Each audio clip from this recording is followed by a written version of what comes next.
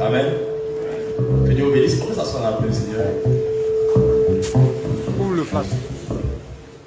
Amen. Je rends grâce au Seigneur pour vos vies. Je vous dis encore merci d'être là, d'avoir répondu à cette convocation solennelle. Je salue les serviteurs de l'Éternel, les ministres de l'Éternel, que la grâce de Dieu soit sur vous, le peuple béni de Dieu, sans qui l'œuvre n'est pas, que l'Éternel vous visite encore au nom de Jésus. Amen. Alors, je veux rendre grâce au Seigneur aussi pour la fondation qui me donne pour mission de vous entretenir sur un thème. Le thème, c'est Jéhovah Jireh, et le texte de base qui m'a été donné, c'est Philippiens chapitre 4, verset 19. Alors, c'est vrai, Philippiens chapitre 4, verset 19 dit « Et mon Dieu pourvoira à tous vos besoins selon sa richesse. » Amen. Mais quand on parle de Jéhovah Jireh, c'est différent. Et je rends grâce au Seigneur qui me donne l'opportunité de pouvoir apporter quelque chose de plus en ce jour à votre connaissance. Parce que s'il m'a inspiré ce message, c'est qu'il y a quelque chose qu'on doit apprendre. Éternel, merci pour ta parole. Prends le contrôle de toutes choses et que le cœur soit disposé à recevoir, Seigneur, la semence de vie au nom de Jésus. Amen. Alors, quand on dit Jéhovah Jireh, Yahweh Jireh, c'est Abraham qui a sorti cette parole-là. Et on dit Jéhovah Jireh, c'est-à-dire l'Éternel pourvoira. Mais en fait, c'est pas ça. Amen. Jireh veut dire voir, pas pourvoir. Quand on prend la définition littérale du terme Jireh, ça veut dire voir. Et si vous prenez la Bible en anglais King James, qui est la version traduite de l'Écriture, c'est à la montagne de l'Éternel, il sera vu, ou il se verra. Donc, à la montagne de Dieu, on verra. Yahweh Jireh, ça veut dire que l'Éternel qui se fait voir. Mais quand on dit l'Éternel pourvoit, on pense qu'on est assis là et puis l'Éternel nous envoie, il donne, il donne, il donne. Mais si le terme plutôt qui est employé c'est voir, l'Éternel se fera voir, l'Éternel se donnera d'être là pour qu'on le voie, ça veut dire que la provision de Dieu ou la providence de Dieu ne se manifeste pas sans le regard de Dieu sur toi. Amen. En Genèse chapitre 17, Dieu a dit à Abraham, marche devant ma face. Sois intègre et marche devant ma face. Tant que tu ne marches pas devant quelqu'un, il ne te voit pas. Tu marches dans mon dos, je ne te verrai pas. Mais si tu marches devant moi, j'aurai mon regard sur toi. Dieu s'est manifesté à Abraham. Il s'est révélé à Abraham d'une certaine façon. Quand il a demandé à Abraham de donner son fils en sacrifice, Abraham est parti sur la montagne avec son fils. Son fils dit, mais papa, il y a le feu, il y a le bois. Où se trouve l'agneau de sacrifice? Il dit, l'Éternel se pourvoira lui-même. Là, il n'a pas dit l'Éternel va se faire voir. Il dit, l'Éternel se pourvoira lui-même. Il va se charger de ce qu'il y a pour le sacrifice. Mais quand ils sont arrivés et qu'il a lié Isaac et il s'apprêtait à l'égorger, l'ange de l'Éternel l'a appelé pour lui dire, arrête ta main. Écoute, j'ai vu que tu es en train d'obéir à ma voix. Mais Abraham se retourne et puis il voit un bélier qui est attaché là, qui va remplacer son fils sur l'autel de sacrifice. Abraham a vu Dieu se manifester. Dieu qui n'a pas laissé tuer son fils unique, mais Dieu qui a donné à Abraham de voir un autre élément de sacrifice à la place de son fils. Abraham pouvait dire qu'à la montagne de Dieu, il se fera voir. Tout le monde cherche à voir Dieu. On veut voir Dieu dans notre vie. Pourquoi? Parce qu'on sait que s'il est dans notre vie, s'il apparaît dans notre vie, il réglera notre problème. Où se trouve-t-il? Mais il est là, il nous voit.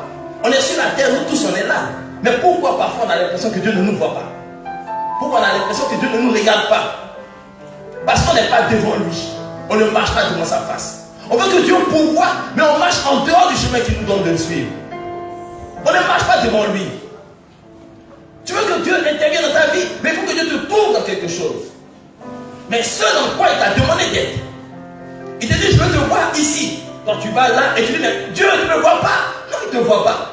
Parce que Dieu regarde là où il a dit d'aller. Parce qu'il doit veiller sur tes pas. Si tu dis marche devant moi, alors il veille sur tes pas. Mais tu vas à gauche, ne regarde pas à gauche. Parce qu'il n'a pas prévu aller à gauche avec toi. C'est démon qui va aller avec toi. Si tu ne te présentes pas dans ce que Dieu veut pour toi, tu ne verras pas Dieu t'accompagner là-dedans. Amen. Quand les disciples d'Emmaüs étaient en train de parler, parce que je sais, là, les passages vont être un peu longs, on n'a pas assez de temps. Quand les disciples d'Emmaüs étaient en train de parler, ils ont dit à Jésus qui était là avec eux, ils ne savaient pas, mais attends, tu es le seul qui ne savait pas, qui n'est pas au courant de ce qui s'était passé, de Jésus-Christ qui marchait, qui était fort et puissant devant Dieu et devant les hommes. Jésus était puissant en parole et en action devant Dieu, pas derrière lui. Pas à côté, mais devant lui. Marche ici, tu dis non, ici c'est compliqué, je vais là, mais suis-moi là. Non, tu ne peux pas conduire Dieu. On veut voir Dieu intervenir dans notre vie. On veut voir Dieu régler nos problèmes. Mais on ne veut pas être là où Dieu veut que nous soyons. Ça ne marche pas comme ça. Ça ne marche pas ici. Tu veux que Dieu pourvoie? Oui, l'Éternel est ma provision. L'Éternel pourvoira. Oui, l'Éternel pourvoira où? Dans son obéissance. Tu es obéissant, il pourvoit. Parce qu'il te verra à l'heure. Jésus dit, tout ce que je fais, c'est ce que je vois au Père faire. Et Jésus obéit au Père. Et le Père honore le Fils. Toi, tu n'obéis pas au Père. Et tu veux que le Père t'honore. Il ne peut pas t'honorer. Tu seras dans des problèmes. On crie à l'Éternel, oh, aide-moi, aide-moi. Mais jamais on dit à l'Éternel, où est-ce que tu me veux? Seigneur, trouve-moi ici. Je te donne rendez-vous là. Mais jamais, Seigneur, où tu veux qu'on se croise? Jamais. Si tu veux que Dieu pourvoie pour toi, il faut que Dieu te voie en train de faire ce qu'il te demande de faire. Alors tu le verras aussi dans ce qu'il t'a dit de faire et tu le verras travailler comme il se voit avec toi. La provision de Dieu vient pour son œuvre, pas pour ton œuvre. Dieu est pour l'abondance. Retenez ça. Il est pour l'abondance, mais pas pour le gaspillage. Le gaspillage, c'est quand tu penses que tu dois mettre dans un endroit et tu mets ça ailleurs. Ça, c'est du gaspillage. Dieu est pour l'abondance. Il te donnera au-delà de toute espérance. Mais tu ne mettras pas ça ailleurs que là où il veut que tu mettes ça. En ce moment, chaque jour, ça va couler. Chaque jour, ça va couler. Chaque jour, ça va couler. Écoutez, j'ai dit à quelqu'un une fois, tu veux être riche, pourquoi? Je veux soutenir l'œuvre de Dieu, tu ne peux pas soutenir l'œuvre de Dieu. Tous ceux qui disent, ils cherchent de l'argent pour soutenir l'œuvre de Dieu, ils vont monter. Excusez-moi, c'est mon terme, c'est moi qui le dis, j'assure ce que j'ai dit. Et tu ne peux pas soutenir l'œuvre de Dieu. C'est quoi vous appelez l'œuvre de Dieu? L'œuvre de Dieu, il y a les vœux, il y a les orphelins, il y a les serviteurs de Dieu, il y a les bâtiments, il y a les missions. Tu peux soutenir tout ça? Non, mais tu peux soutenir une partie de l'œuvre de Dieu. Alors si tu sais pourquoi Dieu t'enrichit, tu seras à l'écoute de sa voix. Parce qu'il te place intendant des biens qu'il te donne. Dieu te donne la richesse qui ne t'appartient pas. Ça peut appartenir, mais il te dit, j'ai pour moi. Si Dieu te dit, l'argent que je te donne, c'est pour t'occuper des orphelins, va t'occuper des serviteurs de Dieu, tu vas perdre ton argent. Parce que tu veux que les hommes de Dieu t'élèvent. Oh, le fidèle est bien. Bien aimé, va faire ce que Dieu t'a dit de faire avec son argent. Tant que tu mettras ça chez les orphelins, tu verras toujours la provision de Dieu se manifester. Parce que Dieu se fera voir dans ce qu'il t'a dit de faire. Et il pourra sans cesse que tu ne manqueras jamais de ressources. Il faut savoir pourquoi Dieu te donne de l'argent.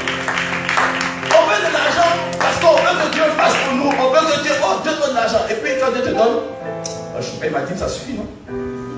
Mais j'ai donné un peu d'offrande là. Non? Si tu as dit donne-moi pour qu'il te donne, quand il te donne tout, il faut lui donner tout. S'il te donne, donne-lui tout, on va voir. Donc quand moi on me raconte des choses comme ça, je dis pardon, il faut t'arrêter là. Non, si Dieu me donne un travail avec un bon salaire, je vais soutenir l'œuvre. Quand tu payes ta dîme, tu penses que tu as fait quelque chose d'extraordinaire, tu n'as rien fait. Tu n'as fait qu'obéir à la loi de Dieu. Tu n'as rien fait d'extraordinaire. Payer ta dîme, ce n'est pas extraordinaire, c'est obligatoire. Mais ce qui sera extraordinaire, c'est que quand tu enlèves toutes tes dépenses, tu fais ta dîme, tu fais des offrandes, et puis tu enlèves encore, tu donnes au Seigneur. Et dis oui, là on peut commencer à parler. Parce que je vois que tu tiens à moi. Seigneur, je veux que tu m'enrichisses. Mais quel est le pardon qui est sur ton cœur?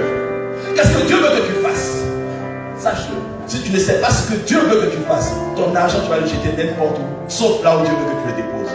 Et après tu verras que non, mais pourtant j'ai fait pour le Seigneur. Je fais des offrandes à l'église, je soutiens les missions, mais je ne vois rien. On dirait que la terre est sèche. Non, c'est toi qui as désobéi. Parce que tu ne sais pas où tu vas s'aimer. Vous voulez que Dieu pourvoie pour vous? Soyez là où il vous. Obéissez et il fera. Mettez-vous devant lui. Marchez devant sa face. Et vous verrez Dieu intervenir dans votre vie. Que Dieu vous bénisse. Que sa grâce soit pour vous. Et que Dieu vous donne un cœur obéissant.